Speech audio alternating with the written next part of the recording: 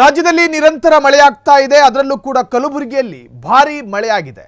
ಕಾಳಗಿ ತಾಲೂಕಿನ ಬೆಣ್ಣೆತೋರ ಜಲಾಶಯ ಭರ್ತಿಯಾಗಿದ್ದು, ಜಲಾಶಯ ಭರ್ತಿಯಾಗಿರುವ ಅಪಾರ ಪ್ರಮಾಣದ ನೀರು ಈಗ ಬಿಡುಗಡೆಯಾಗಿದೆ. ಕಲಬುರಗಿಯಲ್ಲಿ ಓತಪ್ರೋತವಾದಂತಹ ಮಳೆ. ಕಾಳಗಿ ತಾಲೂಕಿನ ಬೆಣ್ಣೆತೋರ ಜಲಾಶಯ ಭರ್ತಿಯಾಗಿದೆ. ಬೆಣ್ಣೆತೋರ ಜಲಾಶಯ ಭರ್ತಿಯಾಗಿರುವ ಹಿನ್ನೆಲೆ ಅಪಾರ ಪ್ರಮಾಣದ ನೀರು ಬಿಡುಗಡೆಯಾಗಿದೆ.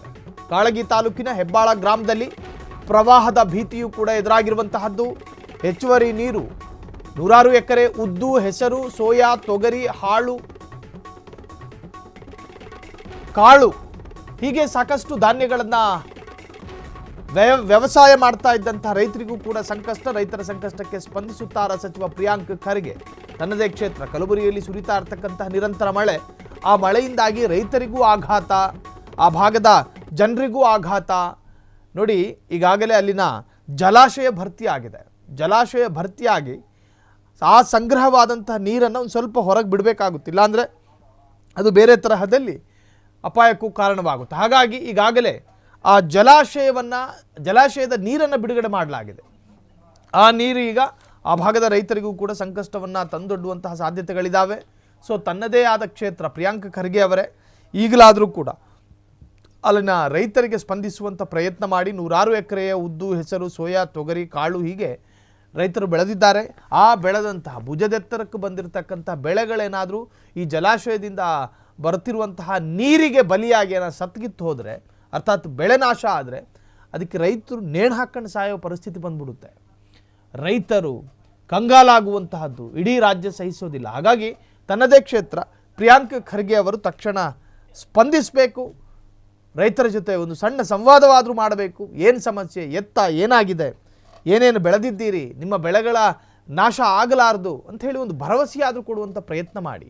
ಕಾರಣ ಜಲಾಶಯ ಭರ್ತಿ ಆದರೆ ಅಲ್ಲಿ ಬೇರೆ ಉಪಾಯಗಳಿರೋದಿಲ್ಲ. ನೀರು ಬಿಡುಗಡೆ ಮಾಡಬೇಕು.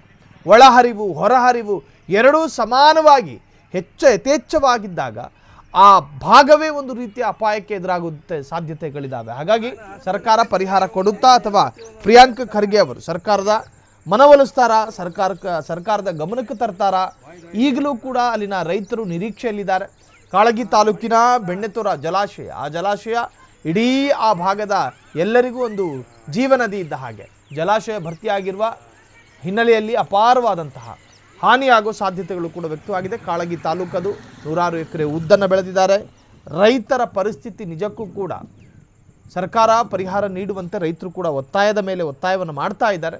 ಇನ್ನಾದರೂ ಕೂಡ ಸಂಬಂಧಪಟ್ಟಂಥ ಇಲಾಖೆ, ಸಂಬಂಧಪಟ್ಟಂಥ ಸಚಿವರು, ಸರ್ಕಾರ ಕಣ್ಣು ತೆರೆದು ರೈತರಿಗೆ ಸ್ಪಂದನೆ ಕೊಡುತ್ತಾ, ರೈತರ ಸಮಸ್ಯೆಗಳನ್ನು ಆಲಿಸುತ್ತಾ, ರೈತರಿಗೆ ಅಟ್ಲೀಸ್ಟ್ ತಾತ್ಕಾಲಿಕವಾದ ಪರಿಹಾರವನ್ನಾದರೂ ಕೊಡುತ್ತಾ, ನಾಶವಾಗಲ್ಪಡುವ ಬೆಳೆಗಳನ್ನು ಸಂರಕ್ಷಣೆ ಮಾಡುವಂಥ ಪ್ರಯತ್ನ ಸರ್ಕಾರದ ಕಡೆಯಿಂದ ನಡೆಯುತ್ತಾ ಕಾದು ನೋಡಬೇಕು.